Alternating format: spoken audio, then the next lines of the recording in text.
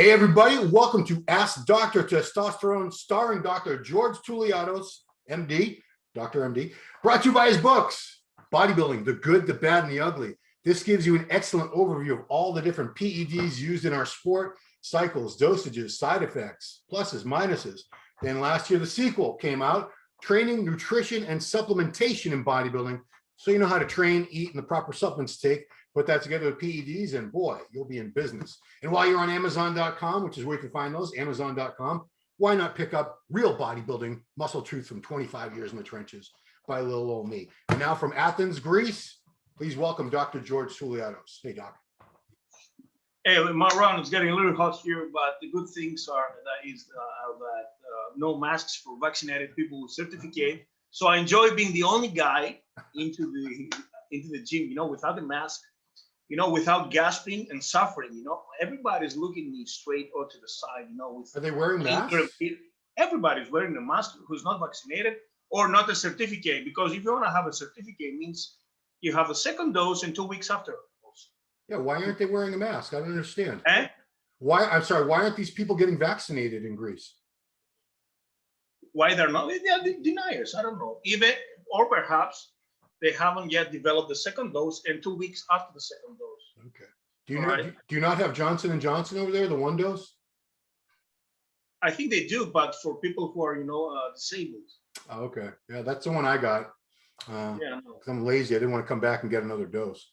So, yeah. Well, that's cool, because working out in a mask sucks. Oh, man, it's fantastic. First going to the gym even with a mask, and now without a mask is like heaven. And we appreciate the things we had for granted for all those years, Yeah. Do they have air conditioning at your gym? Yeah. Oh, good. Otherwise, woof, it's already like almost just about 80 degrees here. It's going to be 90 in a little bit. Wow. Yeah. It's going to hit the 95 this week. Wow. Okay. I don't know if we're going to get there. I think you've got us beat, but you're in the Mediterranean. I would hope it's hot there. Okay. Well, Doctor, we don't have a lot of questions, but one of them is very long. I'm surprised you didn't get rid of it, but we only had a couple questions. So let's get right into it. This is a good one because I never heard of injectable Anavar. I didn't think this existed. You tell me. Guys, so what are your thoughts on, first of all, injectable Anavar, he wants to know. Never heard of it. Never heard of it. Injectable Anavar. I heard of injectable Winstrol oil based, but I don't trust this. Yeah, because Winstrol should be water. Never heard of injectable Anavar. I don't know if Oxandrolone is capable of being injected. I don't know. Patrick Almo perhaps will know. Yeah, I've seen pills many times. I've seen it like in an oral solution where you're using a dropper and stuff. I've seen that too. Yeah. I've used that. It works very well. But yeah, as far as I know, this doesn't exist. I've never heard of it. Actually, the Clear THG by Patrick Almo was in drops, Oh, okay. Yeah, convenient. And the second thing he asked about was, what do you think about transscrotal testosterone? I think he's talking about the old TRT, yes. The patches that used to go on your balls. Yeah, it worked great because the skin is really thin over the down there, and we have also the veiny network called peripheral plexus that absorbs rapidly everything. And you have to shave your balls, of course, and then you apply the cream. The problem is it's a very small area in the scrotum, so you need to have a really dense concentrated cream. Otherwise, there's not enough room to apply, unlike the forearms that are large area, I heard about the patch that guys used to have to stick onto their scrotum and then use a hair dryer so it would stick on. Yeah, but the patch will hurt when you take it off, huh? Yeah. I guess not if you shaved it all properly and there's no hair, but and shaving your balls has to be with a machine, because it's really risky. Shit. Honestly, I've tried it a couple of times in my life and I always got a little cut and started bleeding. And I said, screw this. No. Only for a show, very delicate. In the show, they're not going to see your balls. So it's when we're shaving for a show, I feel like a stripper, Man, but shaving my ass, everything. Do they have, in America, there's a product, I haven't bought it, maybe someday. It's called the lawnmower. For body hair? It's just for men to groom their it works only when the hair is really long. When it's very short, it doesn't work. Yeah, I mean, I'd be afraid. I'd just be afraid of, even though they say it's not going to cut you. No man out there wants to cut himself on the penis or the scrotum and or in the nipple here. That's fine. I'd rather cut my nipple. I'll cut my nipple off before I cut my ball. Anyway. All right, next one. Hey, Dr. T, looking to lower my AI usage by adding in Masteron P between 40 to 70 milligrams a week with my 175 milligram TRT dose. I already pin every other day, but still need to take arimidex, hoping Masteron can help, plus give a nice DHT boost since I'm taking finasteride. Proviron isn't easy for me to access. That's why I'm considering Masteron propionate. So well, it's not smart, and it's counterproductive to use finasteride along with DHT, so it doesn't work. So finasteride or dutasteride doesn't work with Primo, Winstrol, Anavar, Masteron, Proviron. Wow. It's I mean, totally waste. Wow. It's only effective for testosterone. That's it. Huh. So if you have low DHT because of finasteride, yeah, and for the sake of your hair, if you apply Masteron, you're gonna lose your hair. Yeah. Maybe no matter how much finasteride you're using. Wow. Okay. And Proviron, same thing, causes hair loss, right? Yeah, if you're predisposed. Yeah. Man. Okay, this is the long question, so relax. Maybe you have a little snack while I'm doing this, because here we go. This is from India. Sir, I want to know which one is better, Oxandrolone up to a dose of 15 milligrams a day, or Deca durobolin, 50 milligrams. Okay, can we do it one at a time? One phrase? Yeah, let's do that. So let me finish. I'll do one sentence. Okay, so 50 milligrams of Anavar, or? Yeah, he wants to know which one's better, 15 milligrams of Anavar or 50 milligrams of Deca twice a week if running with testosterone and Enathate at 250 milligrams split into 2 doses a week. Okay, I would choose Deca because it's less toxic, it's decent anabolic, you know. Yeah. It's better for the joints, not only, of course, for the joints, but also has an anabolic drive of 140, higher than Primo, higher than Equipos, even higher, I mean, in paper than testosterone. And of course, you don't have to worry about the lipids in the liver. Right. Okay. Let's continue. And it's on. slow ester. I'm sorry, it's slow ester.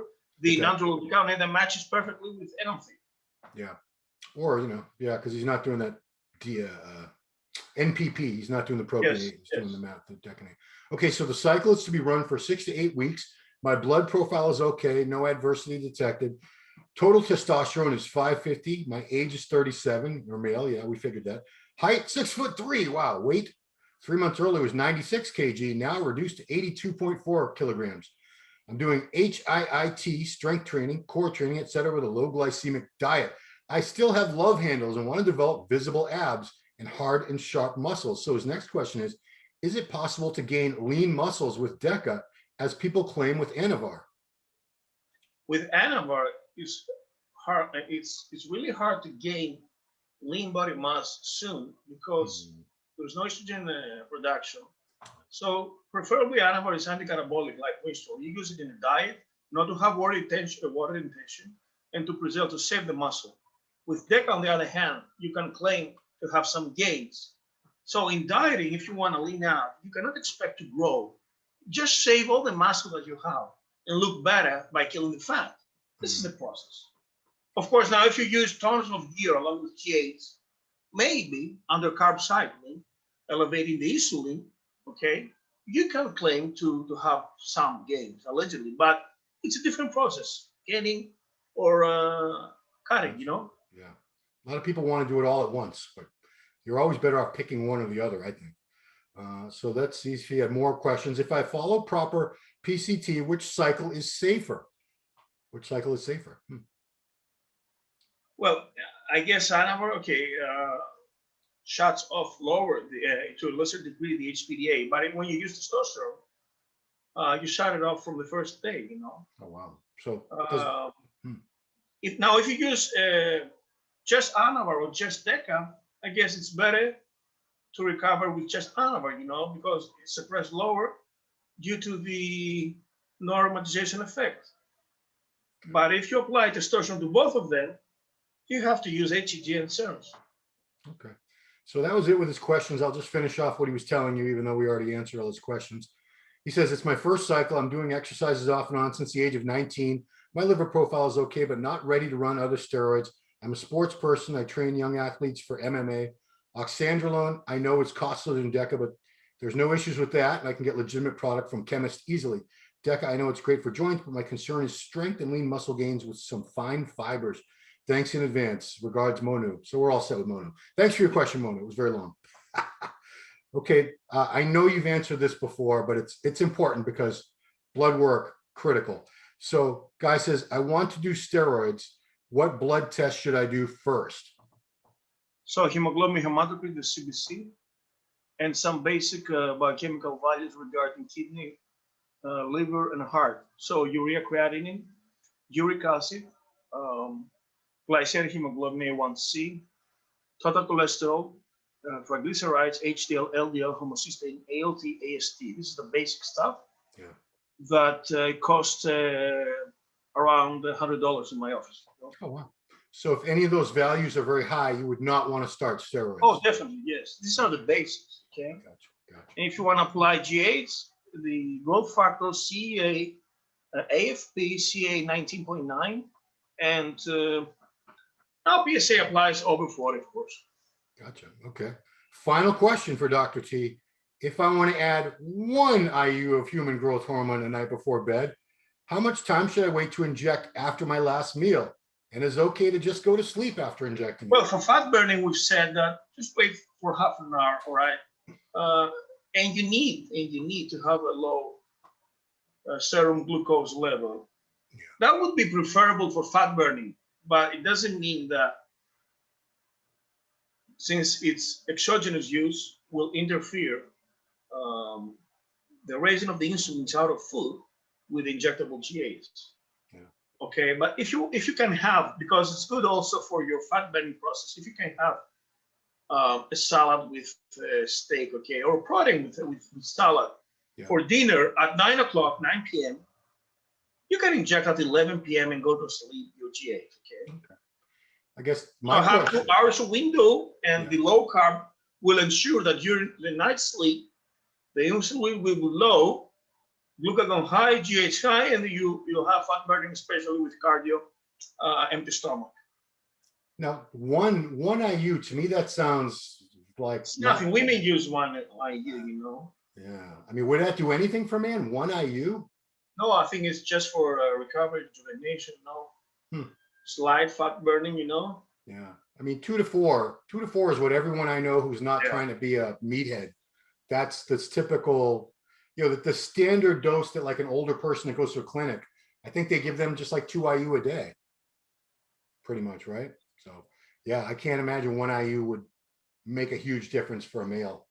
Yeah, this is a female dose. I've heard of 1 a.m., 1 p.m. during pre-condoms, you know, some girls do it. Yeah. You know? But dude, yeah, I mean, I'm not a doctor, obviously. I'm not even a steroid expert, but I would say serve 2 to 4. If you can afford 2, why aren't you doing 2? I mean, when is the next show now? Next pro show, the next one I'm going to, which I think is, we actually have one in the Bahamas. We're doing this on a Sunday. We're doing this on Father's Day. We're doing a day early. Next Sunday, there is the Puerto Rico Pro in the Bahamas. That's an open show.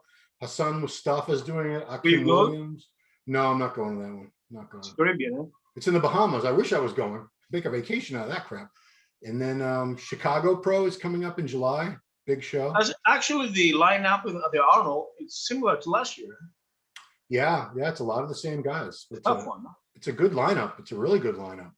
Cedric, Bonac, geez, who else was in there? It was a good Kuklo. Yeah, it's a solid lineup. It's everyone. It's all the top Olympia guys. By the way, Akeem is a beast. I'd be very surprised if Akeem. He looks huge. Biggest guy after Rami. He's like 270 in shape right now, so he should.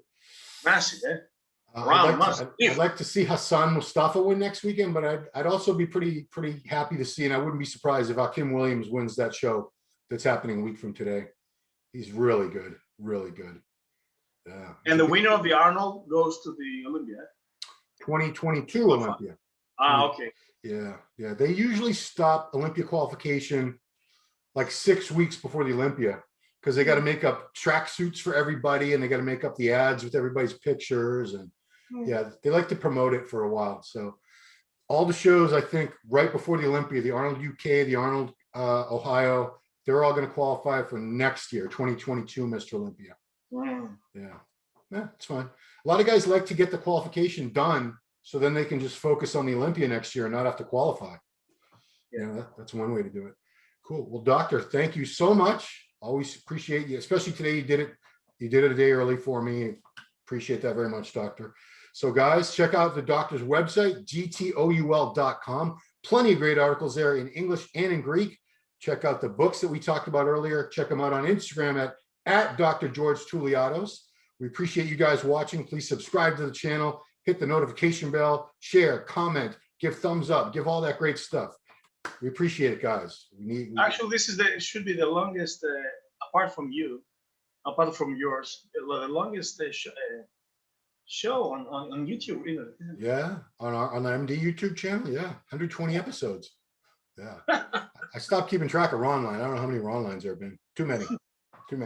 Anyway, cool. Well, doctor, appreciate you taking the time and giving medical advice from the perspective of a champion bodybuilder yourself. Very, very rare that we have that opportunity, guys, to ask a medical doctor who has that. Yeah. Check out his Instagram. That's nothing. I suggested that he wear a tank top today, but he wanted to stay professional, which is fine. But on the Instagram, you can see him with the shirt off and the 18.5, it's about the shape and the, not the size. I would have given you 19. You shouldn't have told me 18. I would have said they were 19 all easily, those arms. Yeah, I never saw 19. I think I was close when I was really fat one time, but it was fat. It wasn't a lean arm. Anyway. On stage 18, eh? No, never. What about your midsection? How small? Mine was 33. It was kind of big. When I was younger, it was like a 30, 31. Now, your left. That was I didn't even measure. I don't want to know. It's not that small. It's not very small. No, my midsection grew over the years, unfortunately. Yeah, is what it is. Can't turn back time. Just happy to still be doing this. That's all. So cool. All right. Thank you, doctor. Thanks everybody for watching Ask Dr. Testosterone. We'll see you next time.